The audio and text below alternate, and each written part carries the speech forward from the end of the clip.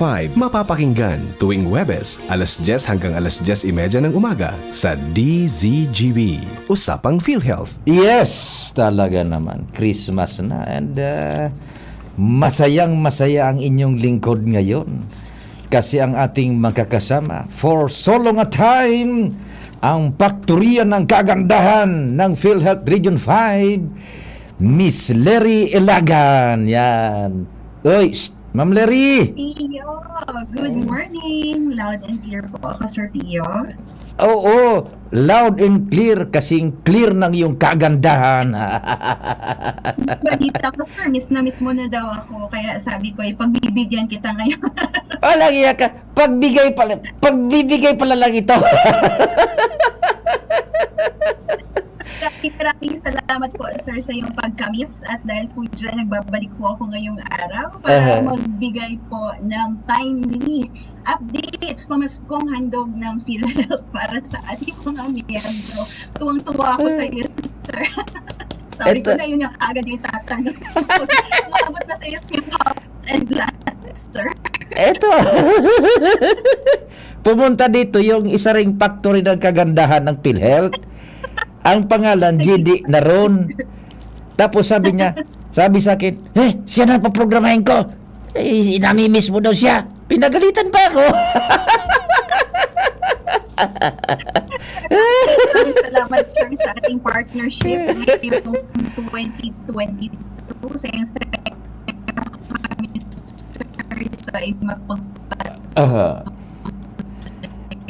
yan. Medyo talaga tayo, Sir, ng ating mga miyembro. Opo. At dahil po ito ay aking special appearance ulit, Sir, ay makinig po ang ating mga miyembro ngayong umaga kasi may ibibigay po tayo pamaskong handog sa makakasagot ng ating katanungan ngayong araw. Aba, may papremyo ka, Ma'am Leri? Parang nagulat ka. Oo, gulat na. May papremyo ka. Sa house that, simpleng pasasalamat lang po sa ating mga miyembro sa patuloy na pag-antabay po sa ating programa. Sige. Mag-antabay sila hanggang 10:30 kasi may nakalaang pa premyo ang ating kasama sa PhilHealth, si Ma'am Leri Ilagan. At Chard, okay ba yung signal nating audio? Medyo nagkikiri-kiti lang. Okay lang. Sige. O di pa paano? Ma'am Leri, alam ko ikaw pag Christmas na mahilig ka magkakakain. Ano bang tips natin para maging healthy tayo ngayong Christmas? Sige ba? Yes, sir. Nandun na naman tayo, sir, sa stage ng taon na kailangan natin na i-resist ang mga temptation, mga invitation sa pagkain ng masasarap na pagkain. At aminado naman tayo dyan, sir. Tayo ay marupok kapag sir, yayaan na ang pinag-uusapan. Walang walang pigil-pigil yan. Ano naman, sir, bilang advocate po ng PhilHealth, everything should be done in moderation. Kung baga po, yung kinain natin ngayong December, dapat hindi na po tayo kakain ng January. Sa sobrang dami. Okay po, sir, yung topic natin ngayon, sir, ay talaga namang tugmang-tugma po sa panahon at talagang kailangan po talaga natin na ma-share itong tips na to kasi yung rate baga, sir, ng mga diseases, mga conditions, medyo tumataas talaga siya kapag buwan ng Disyembre. Kasi siyempre nga po, pagkain ang major source natin ng ating lifestyle check talaga. So anything po na nararamdaman natin sa ating katawan, ang pinagmumulan po parati talaga is yung ating kinakain. So yun yung pag-uusapan natin ngayon, plus yung kung paano tayo maging mas efficient na PhilHealth member po, sir. Yan, opo. Ano ba yung mga tips na yan? Mga handaan-handaan, dami ngayon. May mga buffet pa. May mga kung ano-ano. Oo, sir. Siyempre, sir, pag nag-buffet ka, sir, di ka pwedeng pumikit. Kung buffet lang, pagkatapos niyan, meron pang yayaan na mag-inom. Diba, sir? Mahirap talaga, sir, resist yung temptation. At saka hindi na natin, sir, pinagbabawal na i-enjoy ang pagkain. Pero since tayo po ay nasa stage ng kailangan i-look out natin yung ating kinakain, dapat po ay antabayanan natin yung mga makolesterol, yung medyo matamis, pag-inom po natin ng mga nakakalasing na inumin, at always po natin natatandaan na hindi po dapat sumobra. Sabi nga po natin mga doktor, everything should always be in moderation. So, konti-konti lang po. Pero at the same time, na-enjoy pa din naman po natin yung perks nung holidays. So, unang-una po dyan, kapag tayo ay nahanda sa isang social gathering, mag-start po tayo with salad. Ito, sir, aminado ako, ginagamit ko talaga to pero hindi effective sa akin. Inuuna ko pa din naman po yung salad. Pagkain ng mas mainam na mabusog muna tayo, sir, dun sa mga green and leafy vegetables. Para po, before pa tayo kumain ng mga matataba, ay meron na po tayo na base at hindi na tayo ganun ka gutom, kumbaga. So, kung hindi na tayo masyadong gutom, mababawasan na po yung ating intake ng mga makokolesterol. At next step, sir, pwede natin na step it up. So, ibig sabihin, sir, mag-ehersisyo, kahit tayo kumakain, mag-exercise pa din po tayo. Isa dito sa mga paraan natin, sir, yung mga sa simpleng methods natin na hindi natin napapansin na kapag ehersisyo na pala tayo. For example, sir, i-park natin ang ating mga sasakyan sa medyo malayo na location para tayo ay makapaglakad. Pero yung location naman po, syempre, tayo naman ang makakapag-identify niyan kung ano ang tolerable sa ating katawan. Kung kaya po ba na katawan natin na lakarin pa ang 3 kilometers. Ayun, oo. 3 kilometers away po dun sa pupuntahan natin. Pero depende nga po yan sa ating objective. Kung objective po natin ay magpapayat, pwede po yun. Pero kung ang objective po natin is magpapawis lang, malapit lang po dun sa ating area ang ating pipiliin. At of course, sir, nakakatipid pa tayo sa gas. Yun ang kagandahan doon. Of course po, sabi ko nga po, beware tayo dun sa mga buffet. Ang dami-dami na ng samgyup dito sa Legazpi City, Sir Pio. Ba't alam mo yan? Di mo man lang ako niyayaya. Alam mo pala, ang dami, di mo ko niyayaya. Ang iniintay lang sir, niyayain. Dami-dami pala. Ikaw na nakapagsabi, lagya ka, ikaw pala lagi pumupunta dyan. Impact mo na kailangan kitang yayain. Akala ko, sir, ikaw ang magyaya. Hindi yan, sir. Pasasaan po ba at yan ang babagsakan natin? Kapag po natin na-start kong hayaan na mapadami po ang ating makain. Especially ngayon na kapaskuhan. Ako, ang sarap-sarap, sir, mag-samgyupsal. Yan. Morning pa lang po, samgyupsal na yung breakfast, lunch and dinner, samgyupsal pa. Talagang samgyupsal overload tayo yan, sir. So, i-post po natin at kung maaari ay bawasan natin nga po yung amount ng ating kinakain. And of course, showcase simplicity. Iwasan po natin ang paghahanda ng madami tuwing holiday. Kasi halip po, kung maaari ay maghanda lamang tayo ng simple at tama na pagkain. Kasi since may occasion nga, sir, most of the time, sobra naman yung ating na-prepare. Tingnan po muna natin kung ang ating na-prepare ay super sobra naman or tamang-tamang amount na po para sa ating family. Yan yung ating mga paunang tips, sir, para makasurvive na yung December 2022. Yan, opo. So, importante, no? Napakasimple lang pala, Mama, no? So, in other words, resist the temptation. Yon, di ba? Resist the temptation. Yes, sir. Kailangan nating ipagdasal muna yan, sir, bago resist the temptation. Bago ka, sir, kumain, magdasal muna ng maayos para po ma-resist ang temptation. Ano ba kakainin ko bago magdadasal? Napaisip ako dun, sir. Napaisip ako nung maayos kainin. Bago pala magkakainan, dadasal muna, di ba? Ayun. O di, tamang-tama para ma-maintain natin yung health, ma-maintain natin yung kagandahan ng ating kalusugan. And yun, napakasimple, basic in moderate lang, kumbaga, drink mo diretso, yun. Ayun, okay. Now, nung malapit na yung 2023, ilang linggo na lang, bago na naman ang taon. Daming mga, we go back to basics, Ma'am Leri, daming mga katanungan, very basic na dapat nating ma-share uli sa ating mga kababayan, mga listeners. May kinalaman ito sa mga pag-avail ng mga benefits ng PhilHealth. Una, paano yung pagparehistro ba ng kasi ngayon meron na tayong universal healthcare, pero kailangan magparehistro yung mga individual na hindi pa miyembro ng PhilHealth. Paano ba, Ma'am Leri, i-backtrack natin, paano ba pagparehistro ng isang gustong maging miyembro ng PhilHealth? Yes, sir. Tama ka dyan, sir. Paulit-ulit na natin itong ginagawa at hindi po kami nagsasawa. Ni-inform ang ating mga miyembro.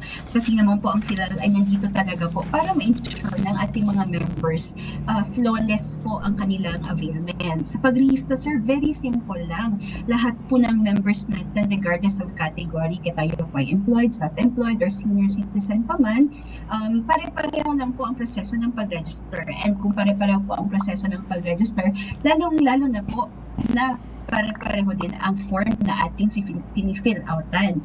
Sa pag-fill out po ng kompletong form, meron pong pambansang form ang PhilHealth na tinatawag natin na PhilHealth Member Registration Form or yung PMRF.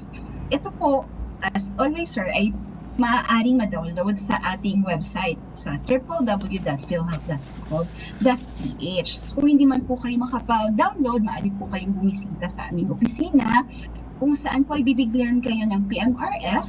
Kailangan lamang po natin maglakip ng mga supporting documents kagaya po ng ating birth certificate, yung birth certificate ng ating mga anak, o kaya naman po ay marriage contract kung tayo po ay may asawa na gustong i-declare as dependent. Ngayon po, kapag tayo nakapag-submit na ng mga requirements, makakatanggap po kayo ng PhilHealth ID at ng Member Data Record or MDR, na ito naman po ang kadalasan na hinihingi nating mga facilities kapag kayo po ay mag-a-avail na. Paalala lang po sa ating mga miyembro, yung ating PhilHealth Identification Number na makikita po sa ating PhilHealth ID ay permanente na. So hanggang kayo po ay tumanda, itong number na ito ay sa inyo lang po at uniquely para sa inyo lang po. Yan, opo.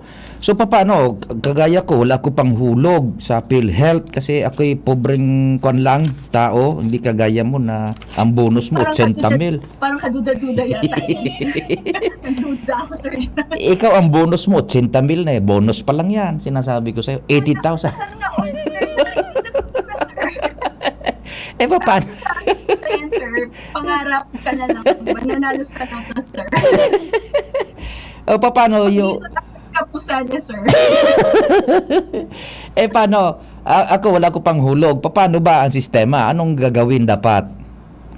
Yan, very very ideal talaga, sir, itong batas UH7 na po. Ginawa ito para sa ating mga membro na kapag tayo nga po ay walang kapasidad na magbayad ng contribution, tinatawag po natin ng mga indirect contributors. Kasi yung category natin, sir, sa PhilHealth, dalawa na lang. Direct contributors at indirect contributors. Direct contributors, sir, yung mga may capacity to na magbayad.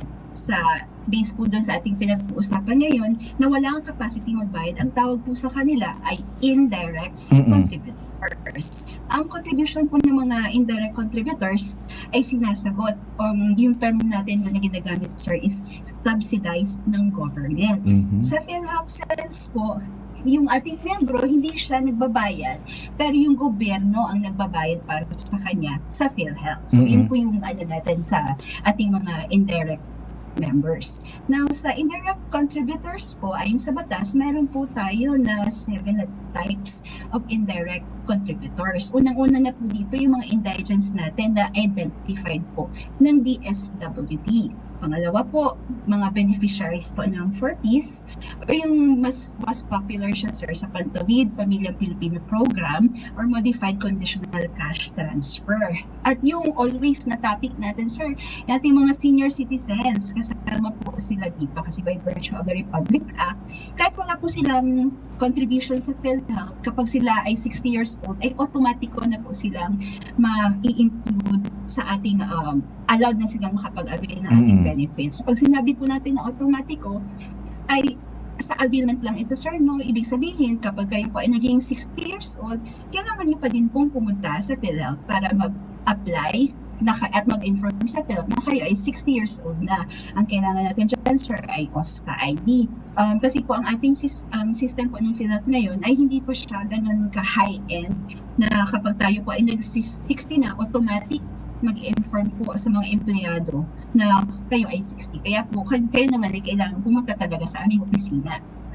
Pwede pa pong, ang nakalagay pa po sa ating indirect contributors, ang persons with disability, nakalatag po ito sa Republic Act 10754.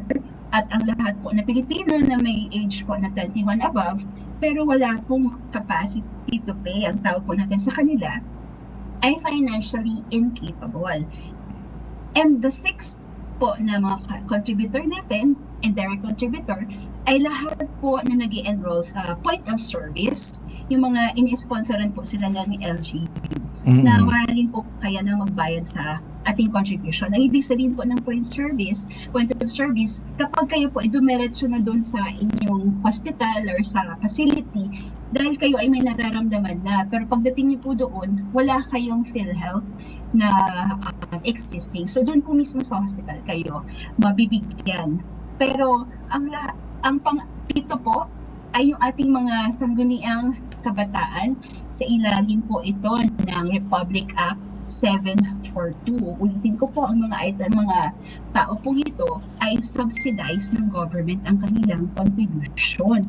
Pero, ang pinakaunang-una natin, sir, na isipin kapag na-identify na po natin ang ating sarili as one of these na mga category is dapat po ay makipag-ugnayan tayo sa ating Department of Social Welfare and Development sa ating locality para po sumailalim tayo sa evaluation at mapasama tayo sa listahan. Ibig sabihin po, hindi po PhilHealth ang nagde-decide kung ano po ang category mo. Kami po ay umaasa sa listahan na nasa DSWD para naman po sila kasi sila naman po ang meron talagang yung knowledge how to evaluate po yung ating mga indigents.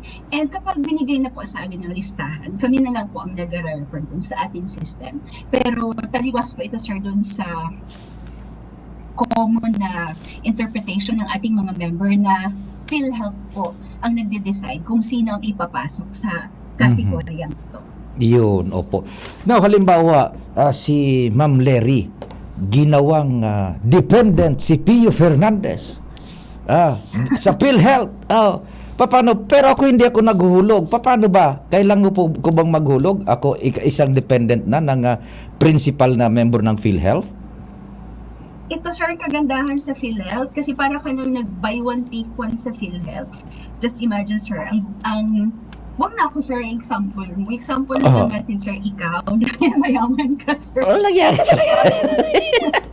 Ikaw bilang empleyado, meron siyang tawa at 2 anak na gustong i-declare. So, ibig sabihin, ang binabayaran ni Sir Pio is yung contribution niya lang as the primary member. Pero nakakapag-avail ng benefits is yung kanyang asawa at 2 anak. Si Sir, ang binayaran mo is good for 1, pero 4 ang maaaring makapag-avail.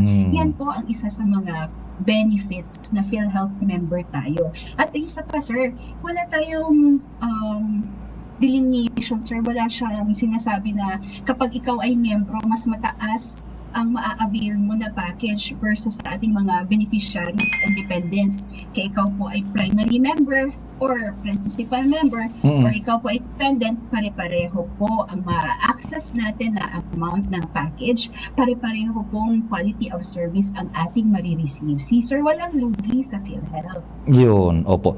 Halimbawa ako naman isa self-employed. Tapos yung mga nakaraan meron ako mga backlogs, hindi ako wala akong nabayaran kontribusyon, meron akong napaltang kontribusyon. Self-employed ako.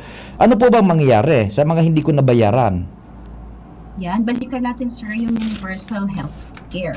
Yung universal health care sir, tinakda ito ng PhilHealth para po sa maging qualified tayo dun sa ating mga yung contribution natin sir, napapakinabangan natin sa pamamagitan ng pag-avail ng mga benefits. Pero paano ka po makakapag-avail ng benefits kung ikaw po as a member ay walang contribution? At dahil nga po meron tayo na universal healthcare, meron lang po siya na guidelines.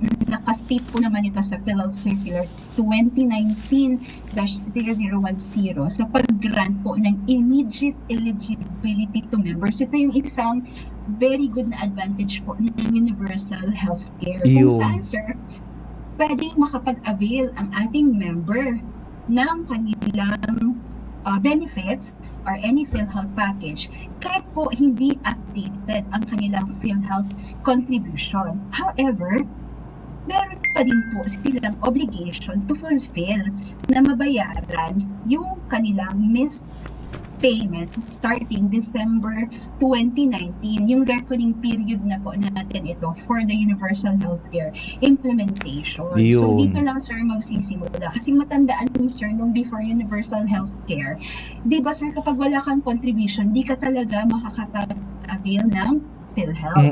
Pero dahil sir sa universal healthcare at immediate eligibility program na kasama po doon sa ating ini-implement universal healthcare, ay great advantage po talaga siya sa ating mga member. Yun, opo. Now, di ba kumukuha ng ID sa PhilHealth, may bayad po ba yan? Naku sir, ang PhilHealth po talagang feel namin na ang plight ng ating mga member. Ano po, sa PhilHealth walang bayad po ang pagkuha at libre na natin makukuha lahat po ng forms, ang ating member data registration form, ang ating PhilHealth ID, zero. Wala po tayong babayaran para makapagkuha ng itong mga forms na ito. Now, ganito po kasi ang tinakda ng ating universal healthcare. Dati, sir, kapag na-confine ka, ang hihingin ka agad sa'yo ng hospital is yung PhilHealth ID mo. Kagandahan, sir, ng universal healthcare, basta meron ka po, sir, na PhilHealth identification number, hindi na po kailangan paghingin ng ating mga facilities ang ating PhilHealth ID. So, sa mga kumakalat na natin, sir, yung sa fraud baga natin, sir, na dumadami sa internet, yung mga pasuyo, pakuha po sa PhilHealth ng ID na humihingi po ng certain fee, maaari pong ipag-alam niyo siya sa amin para po naman ma-address natin. Kasi ito po ay may karampatang parusa. Hindi lang po penalty, kundi pagkakakulong. So, malaking tulong po kasi ito sa ating mga members, sir. Kasi ang nabalitaan namin, sir, minimum na of 250 pesos ang hinihinging kapalit sa pagkuha. So, doon po sa mga naka-encounter ng ganitong mga personalities, paalala lang po, libre po ito sa PhilHealth at lalo ngayon na po na medyo relax na ang mga restrictions sa pandemic, pwede na po kayong pumunta sa aming mga opisina para naman doon ay makipag-transact. Iyon, opo. Halimbawa, natigil po ako ng paghulog. May money back guarantee ba yan sa PhilHealth? Actually po, sir, kung ang money back guarantee po sa PhilHealth, ito yung pinakamahirap na konsepto na ini-explain natin sa ating mga membro po. No? Ang programa po kasi ng PhilHealth ay isang social health insurance program. Ang ibig sabihin po, pinagsasama-sama natin ang pondo para magamit natin at tustusan ang pangangailangan ng mga membrong nagkakasakit. Ang treatment po natin sa kanya, sir, is the same as other insurance like fire insurance kung saan sir hindi na po sa atin binabalik ang ating naihulog. Halimbawa kung hindi natin ito na-i-avail. Ang isipin na lang po natin na ang PhilHealth po, yung inihulog ninyo ay may nakikinabang po sa kanya na mga member natin na walang nakapasidad na magbayad on a personal note. At saka may mga packages tayo, sir, like C-benefit, na likas na matataas ang ating package rate. Like, meron tayo 100,000 for cancer. So, ito, sir, ay talaga namang laking tulong dun sa ating mga miyembro na talagang nagkasakit. So, in the long run, sir, kapag ikaw ay nag-60 years old na at nakapagkumpleto ka ng 120 months na contribution sa PhilHealth, ang tawag sa iyo ay lifetime member. Ito sir ang kagandahan dahil hindi ka na po magbabayad ng inyong contribution. At kung matatandaan natin sir, kapag dito sa edad na 60 years old, dito na naglalabasan yung ating mga sakit-sakit. At nandiyan na po ang PhilHealth para talaga magkaroon kayo ng health interventions. Yan, opo. May mga tanong tayo dito, Ma'am Leri, before we go dun sa ating offer sa ating mga tagapakinig. Sir Ping, next year mataas na ang premium po ng PhilHealth.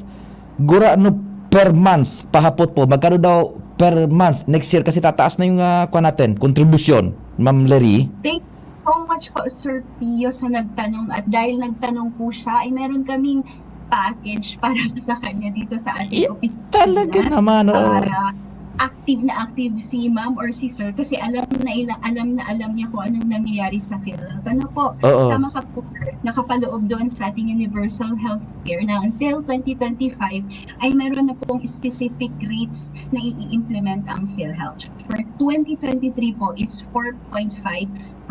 Now, kung maaalala niyo po ang computation natin, basic salary times 4.5%, kung ikaw po ay employed, pinaghahatian po iyon ng employer tsaka ng employee. At kung maalala po ni Sir doon sa ating nakalipas na observation nung nagkaroon ng pandemic, ay nagkaroon ng may year tayo na hindi in-implement yung exact na rate. Kasi nga po, yung PhilHealth naman, you're just following po yung ating mga minamahal na mga nakaupo po sa ating Senado. At since ito nga po ay batas, ang PhilHealth po ay tag-implement ng what is stated in the batas.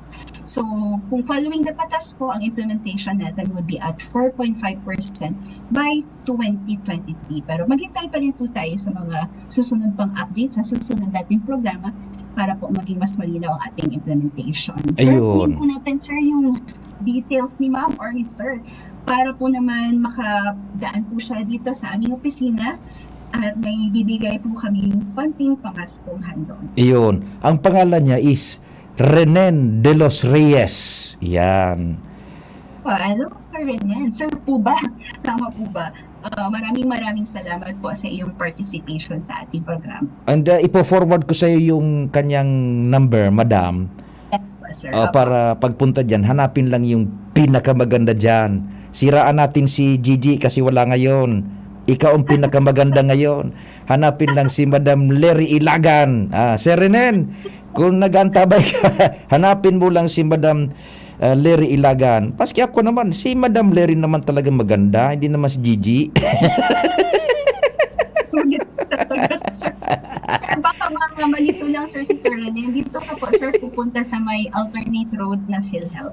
Diyan doon sa may Gaysano kasi ang aming opisina po under public affairs unit ay nasa alternate road. Yung sa regional office pumunta siya, ano? Yes. Okay, Yes, Sir Renen. Okay. I-forward ko sa yung number, madam, mamaya. Meron pang tanong, dapat Sir Pio obligahan ng ospital na magpa-register ang ibang ospital hindi naman to tanong, suggestment to, sabi nila, suggestment. Sige po, sir. Di pa na, Ma'am Leri, kung meron ka pang gustong ipaabot sa ating mga listeners, mga members ng PhilHealth, go ahead po. Yes, sir. Patuloy ang ating panawagan, sir, sa lahat ng PhilHealth members na mahal natin na siguraduhin pong updated ang ating contribution, maging ang ating records upang tuloy-tuloy ang paggamit ng benefits at mas paparami pa po tayong matulungan. Bukas po ang PhilHealth Regional Office 5 at ang aming mga local health insurance offices na matatagpuan po sa lahat ng probinsya sa Bicol Region. Lunes hanggang Biyernes, alas 8 hanggang alas 5 ng hapon. Kung kayo po ay may mga katanungan, nandito lang po ang inyong Public Affairs Unit ng PhilHealth Region 5 at handa po kaming mag-assist. Of course po, ang aming mga opisina ay always welcome po sa inyo para kayo po ay entertain sa inyong mga queries. Ayun, opo. At masayang-masaya na at mering-merin ang Christmas ko kasi sa wakas, ikaw ang nakaniig ko ngayon, Ma'am Leri. Nasitayan ko din ng iyong kagwapuhan, Sir Pio. Maraming salamat po sa opportunity. Iintayin ko na lang yung samgyupsal now the coming days.